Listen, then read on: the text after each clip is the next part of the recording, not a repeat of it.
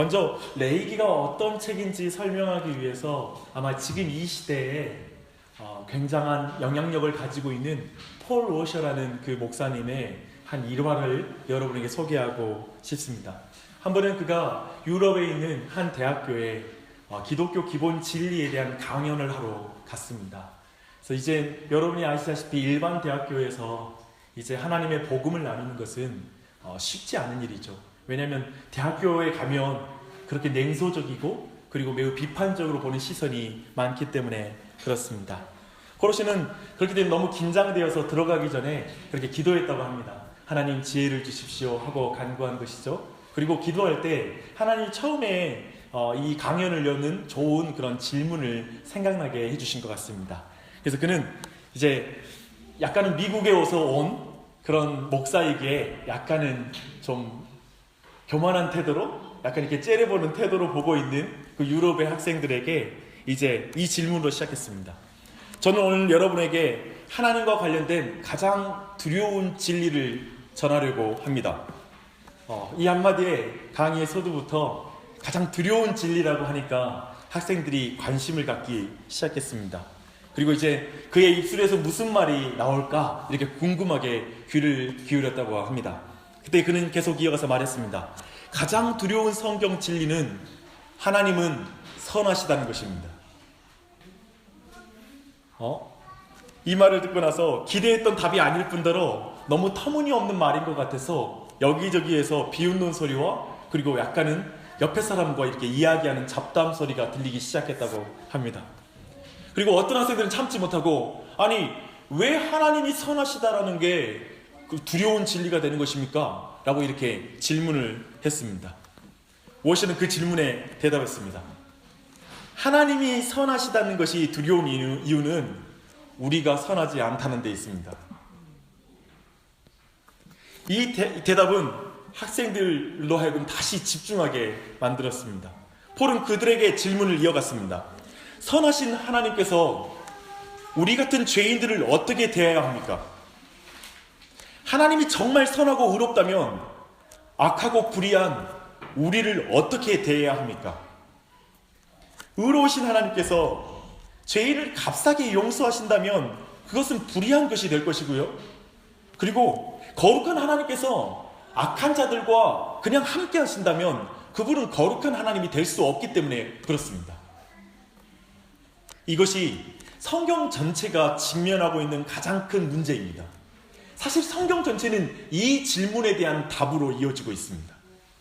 즉 어떻게 의로운 하나님께서 악한 자를 용서하시면서도 계속해서 그분은 의로우신 분으로 계속 계실 수 있는가에 대한 질문이죠. 또 한 가지 어떻게 선하신 하나님께서 악한 죄인들과 함께 계시면서 여전히 선하실 수 있는가. 이게 성경 전체가 끊임없이 가지고 있는 질문이고 풀어가는 질문입니다.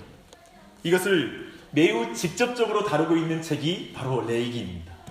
레위기는 이스라엘 백성이 죄인들이라고 말하고 있고요.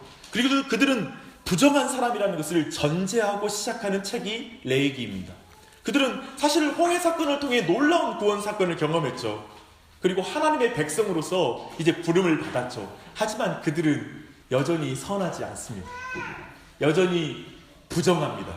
출애굽기의 끝이 어떻게 끝나냐면 이제 성막을 만드는 것으로 끝나거든요.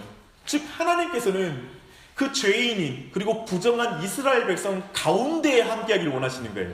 이스라엘 진이 있으면 그 정 가운데 즉 그들과 함께하고 싶어 하시는 하나님이라는 거예요. 그렇다면 이 부정하고 더러운 죄 가운데인 이스라엘 백성과 함께하는 방법은 어떻게 가능한가? 그 방법을 기록한 것이 레위기입니다. 그래서 여러분이 레위기를 볼 때의 기본적인 마음은 뭐냐면 이 하나님 아버지의 마음을 알아야 돼요. 뭐냐면 죄인들과 함께하고 싶어 하시는 하나님 아버지의 마음, 부정한 자와 함께하고 싶어 하는 하나님의 마음, 동행하고 싶어 하시는 하나님의 마음을 레위기에서 느껴야 돼요.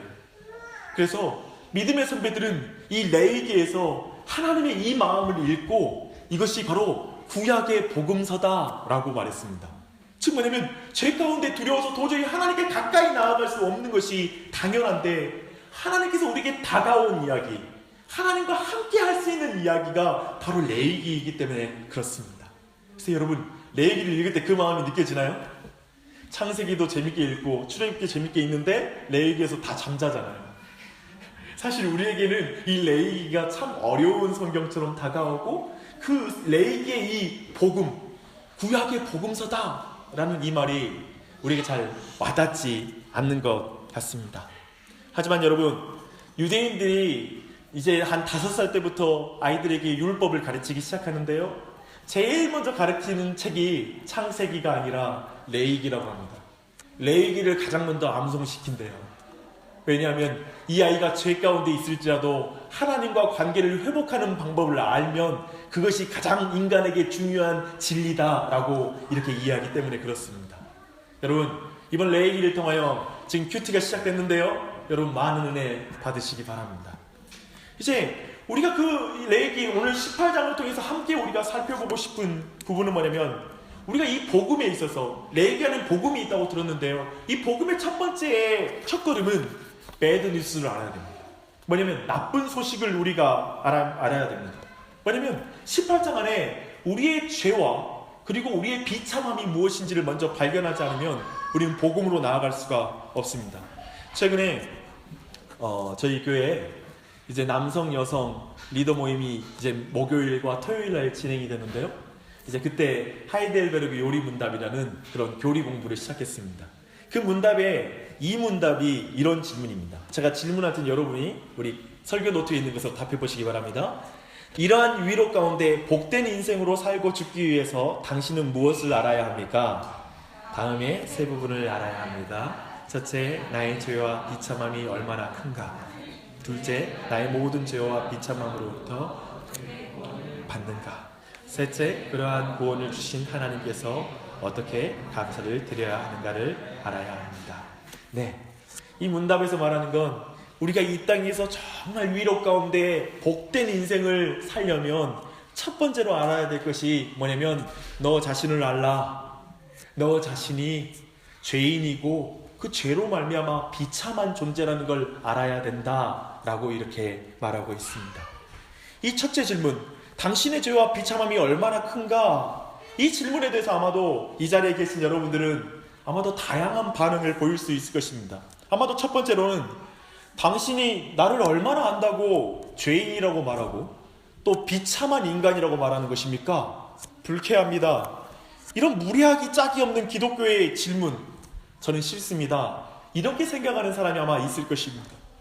또 하나의 사람은 내가 죄인인 것은 인정하지만 난 별로 비참한 사람이라고 생각하지 않습니다.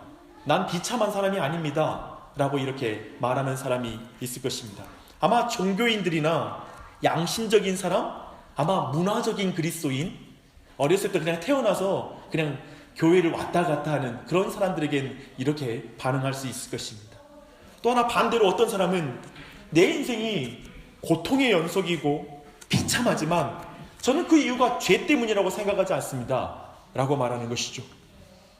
그래서 이 사람은 자기의 비참함이라는 것은 생각하지만 그게 죄로 기인한다고 생각하지 않는 것입니다. 마지막으로 죄와 비참함을 얼마나 큰지 아는 것이 기독교 진리로 나아가는 첫걸음이라면 저는 사양하고 싶군요. 저는 그 비참한 느낌을 갖고 싶지 않습니다. 난 그걸 싫어합니다. 어쩌면 이렇게 반응하는 사람 또한 있을 것입니다. 교회 다니는 사람들은 아마도, 그럼에도 여기 자리에 있는 대부분의 사람들은 자신이 죄인인 것을 인정할 것입니다. 하지만 제 생각에 아마도 우리는 그 죄의 비참함을 느끼는 부분은 많은 사람이 느끼는 부분은 아닌 것 같습니다. 교회는 오지만 우리가 회개의 시간을 갖잖아요. 근데 회개의 시간을 통해서 내가 죄인이라고 이렇게 기도하는 거죠. 하나님, 난 죄인입니다. 한 주 동안 죄를 지었습니다. 잘못해서요. 용서해 주세요. 예수님께서 용서해 줄 줄 믿습니다. 아멘 하고 돌아가는 거죠. 근데 여전히 죄를 사랑해요. 왜냐하면 죄의 비참함이 안 느껴져서 죄를 짓는 게 더욱더 더 둔감하고 무뎌진 사람들, 아마도 이런 그리스도인들은 오늘날 너무나 많이 있는 것 같습니다. 사랑하는 여러분, 레위기 18장에서 우리 오늘은 죄와 죄의 비참함을 레위기 18장이 어떻게 드러내고 있는지를 살펴보는 것, 그게 오늘 중요한 설교의 부분입니다. 오늘 18장에 한번 보십시오. 특별히 오늘 18장에는 어떤 그 성관계를 통하여서 이 죄에 대한 질문을 하고 있습니다. 특별히 성경에서는 성적인 문제, 성에 대해서 그리고 성관계에 대해서 부정하게 말하고 있지 않습니다. 그리고 도리어 이 성관계는 굉장히 거룩한 것이고 하나님의 어떤 아름다운 성품을 드러내는 그런 방식으로 성관계가 우리에게 주어져 있다는 걸 알 수 있습니다. 결코 성관계는 더러운 것이 아닙니다. 하지만 성관계의 대상에 따라서 성관계는 죄가 될 수 있다라고 성경은 말하고 있습니다. 7절과 한번 8절 읽어볼게요.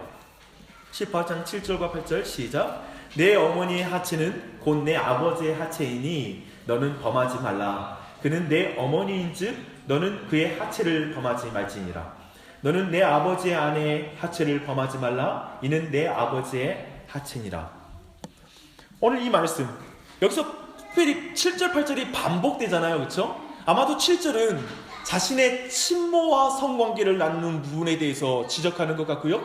그리고 8절의 말씀은 아버지의 첩이나 계모를 말하는 것 같습니다. 그래서 그들과는 결코 성적인 관계를 맺지 말아야 될 이유는 특별히 이 부분에 주목해야 됩니다. 어머니의 하체를 범하는 것은 아버지의 하체를 범하는 것이다 라고 말하고 있는 것이죠. 이건 말하는 건 뭐냐면 성경에서 죄의 핵심적인 개념은 뭐냐면 질서와 관계를 깨뜨리는 것이라는 거예요. 하나님이 만든 가정의 질서, 그걸 깨뜨리는 것, 아버지와의 관계를 깨뜨리는 것, 그렇게 나아가는 성적인 관계를 바로 하나님이 정죄하시는 것이고 죄라고 말하고 있습니다.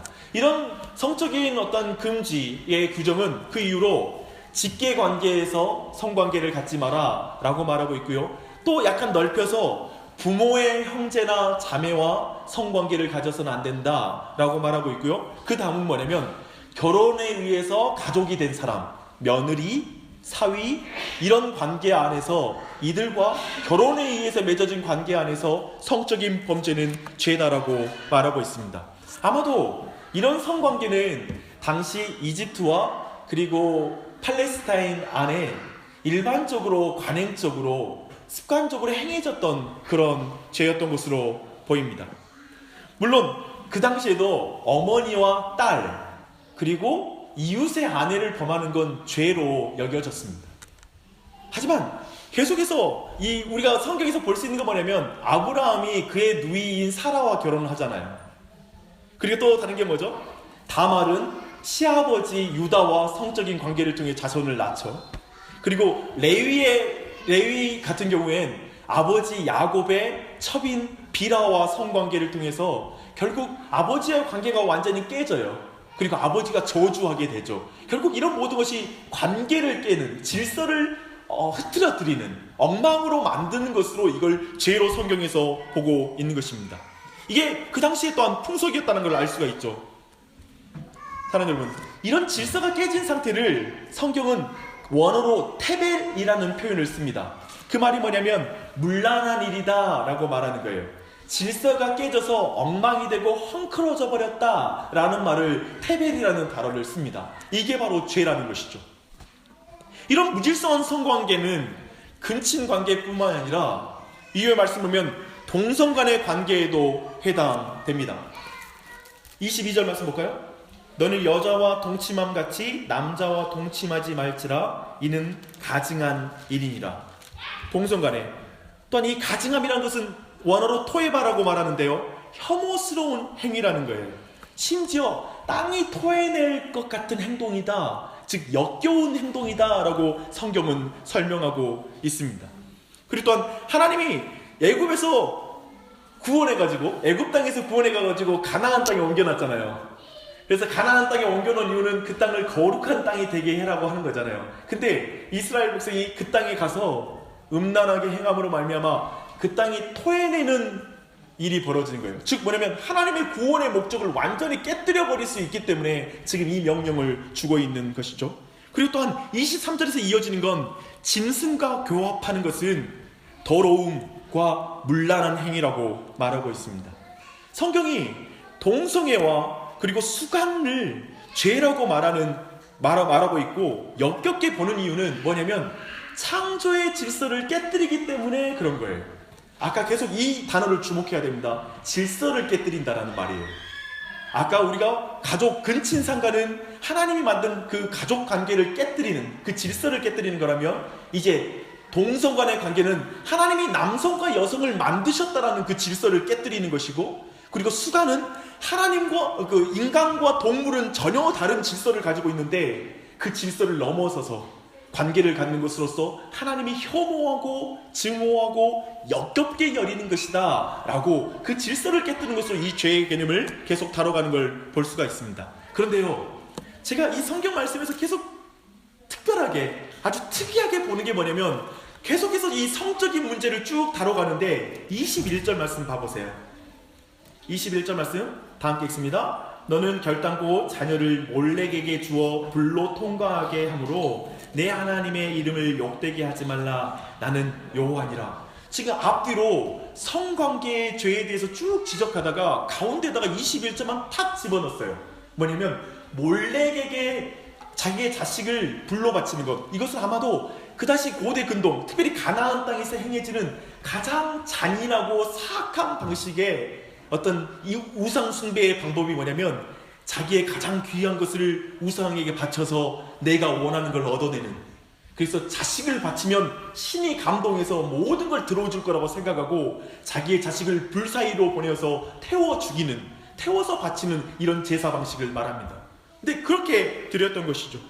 근데 왜 특별하게 이제까지 성관계를 말하다가 가운데에다가 이 어떤 영적인 범죄, 영적인 우상숭배를 딱 집어넣었을까요? 이렇게 한 이유는 우상숭배의 핵심이 문란한 질서를 깨뜨리는 것이라는 것을 드러내기 위함입니다. 지금 방금 계속 설명해 왔잖아요.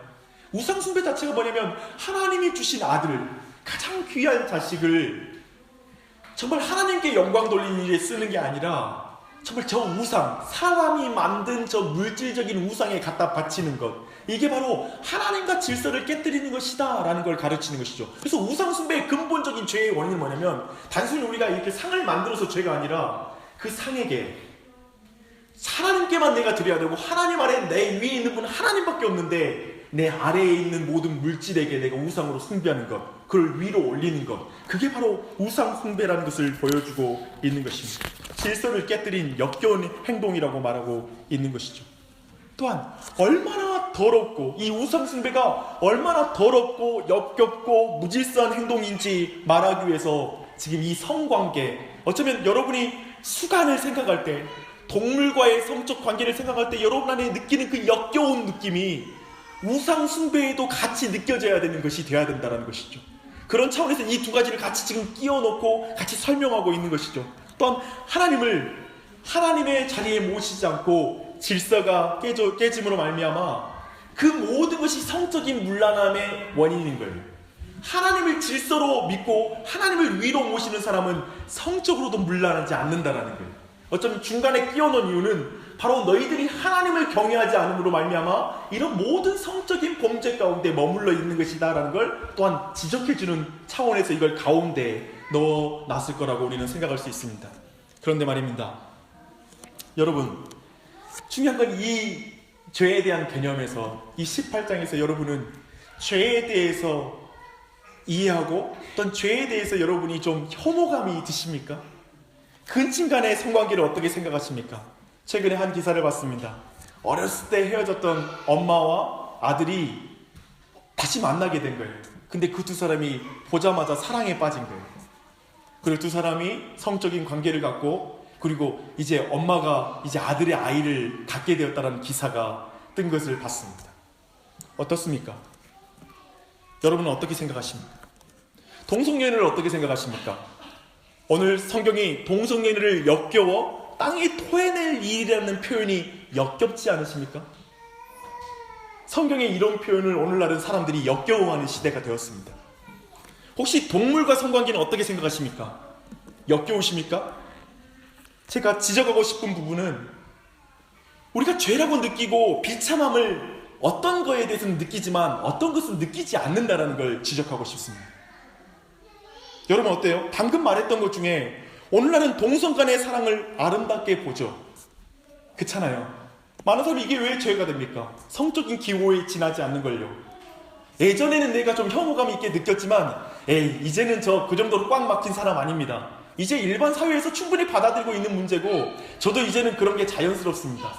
라고 이렇게 말할 수 있을 것입니다. 그런데 그걸 여러분이 그렇게 생각한다면 여러분은 그 다음 걸 다 열어줘야 됩니다. 뭐냐면 여러분은 동물과 성적인 관계를 갖는 것 또한 열어줘야 됩니다. 성경 그걸 같이 보고 있거든요. 그리고 가족 안에서 이루어지는 그런 성적인 관계 또한 열어줘야 됩니다. 이제는 어쩌면 가족 안에 있는 그런 사랑 또한 인정해줘야 되는 것 아닙니까? 그리고 이젠 성적인 기호에 의해서 동물과 자신이 사랑하는 그 동물과 성적인 관계를 갖는 걸 열어줘야 되는 거 아닙니까? 라고 말한다면 그 또한도 인정해줘야 되는 그런 차원이 되는 것이죠. 지금 성경이 지금 의도하고 있는 게 뭔지를 우리가 주목해 보자고요. 왜 이걸 연결시켜 놨을까? 어떤 것은 문화적으로 우리가 오늘날 그냥 받아들이는 부분이 있어요. 그럼 어떤 것은 아니라고 말해요. 하지만 지금 성경은 이 모든 걸 질서를 깨뜨리는 것으로 역겹고 악한 것이라고 지금 말하고 있는 것입니다. 그런 죄에 대한 저마다의 기준을 가진 우리에게 죄와 죄의 비참함을 가르치는 레위기의 이 방식을 한번 주목해 보십시오. 하나님은 레위기를 통해 죄와 비참함을 마치 이렇게 말하고 계신 거예요. 사랑하는 자녀들아, 가나안은 내가 없는 공허함을 채우기 위해 성적인 즐거움을 찾았단다. 모든 일탈적인 성적인 관계에 집착하다가 결국 중독되어서 동물과 선관계를 가지면서 굶주린 성욕을 채우고 그 안에 쾌감을 느끼면서 소리를 지르고 그것에서 인생의 의미와 인간됨을 찾아가기 시작했다. 난 그들이 창조주인 나에게 만족을 얻고 나와 교제함으로 친밀감을 느끼도록 창조했는데 그들은 다른 관계에서 친밀감과 만족함을 찾았다. 결국 동물처럼 살고 있구나. 그것이 얼마나 비참한 것인지, 자신의 수준을 얼마나 낮추는 것인지, 비하한 것인지 모르고 그것을 자유라고 말하며 느끼고 있구나. 지금 이 레위기 18장 안에 그걸 말하고 있는 것입니다. 사랑하는 여러분, 어찌 죄와 그 죄의 비참함을 성관계 안에서만 찾을 수 있겠습니까? 하나님이 주실 수 있는 것을 사람들의 인정, 사람들의 부러움, 사람들과 비교하는 비교의식, 그리고 물질, 아파트, 그리고 돈, 권력, 그리고 명예, 힘과 지식 등에서 찾는 것이 바로 우상숭배입니다. 정확히 기억하십시오. 이것이 틀렸다는 말이 아니라 하나님께로만 얻을 수 있는 나의 정체성, 하나님께로만 얻을 수 있는 나의 어떤 신분, 자신감, 만족, 기쁨, 하나님께로부터 얻어야 될 그것을 다른 것에 얻어가는 게 바로 영적인 간음, 영적인 우상 숭배라고 말하고 있습니다. 사실 우리 모두는 대부분 성적인 그 부도덕에 대해서는 우리는 혐오감을 갖는 것 같습니다. 오늘날 목회자나 그리고 지도자들의 성적인 그 범죄에 대해서 혐오감을 갖는 것이죠. 하지만 사실 성경이 지금 의도하고 있는 건 뭐냐면 우리가 하나님으로부터만 채워야 될 그 질서로부터만 채워야 될 것을 내 아래에 있는 물질, 내가 다스리고 있는 물질로부터 하나님에게 받아야 될 걸 대신 찾는 게 바로 이 영적인 간음이고 바로 그것을 하나님은 혐오하신다. 그걸 싫어하신다. 얘들아, 지금 이걸 느껴라. 그래서 나는 지금 적나라하게 동물의 성적인 관계를 적나라하게 표현하면서 하면서까지 지금 나는 죄를 혐오하고 있다는 걸 너희가 알려주는 것이다. 이렇게 지금 본문이 설명하고 있는 것입니다. 오늘 방금 언급했던 이 모든 죄에 대한 심판이 20장에 나와요. 20장의 2절 3절 한번 읽어볼게요.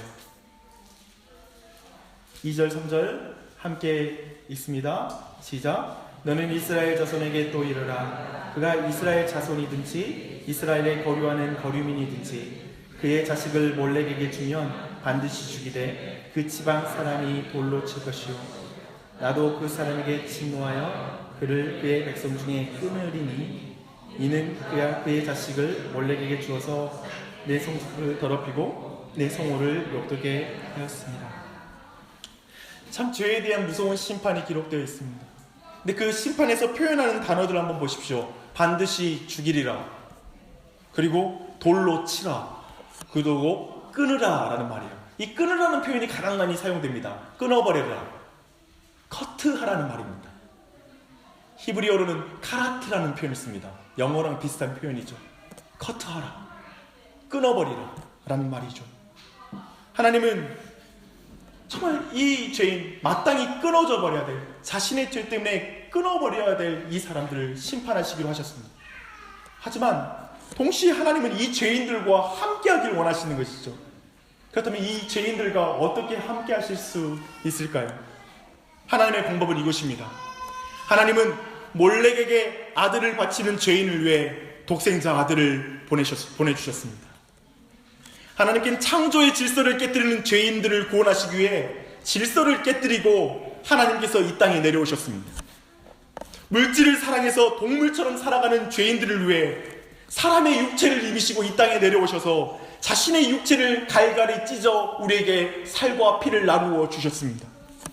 반드시 죽어야 하는 죄인들을 살리기 위해 하나님이 기어코 죽음의 잔을 들이키셨습니다. 하나님으로부터 끊어진 우리를 다시 잊기 위해 하나님이 하나님으로부터 끊어져 죽음을 담당하셨습니다. 이것이 복음입니다. 그 정도로 하나님은 우리와 함께 하시기를 원하십니다. 사랑하는 여러분, 그 정도로 하나님은 우리와 사이를 깨는 죄를 싫어하십니다. 하나님은 우리와 우리 관계를 깰 정도로 죄는 무서운 것입니다. 그러나 우리의 죄와 비참함보다 하나님의 은혜와 하나님의 사랑은 더욱 큰 것입니다. 바로 이것을 이 레위기 안에 우리는 발견한 것입니다.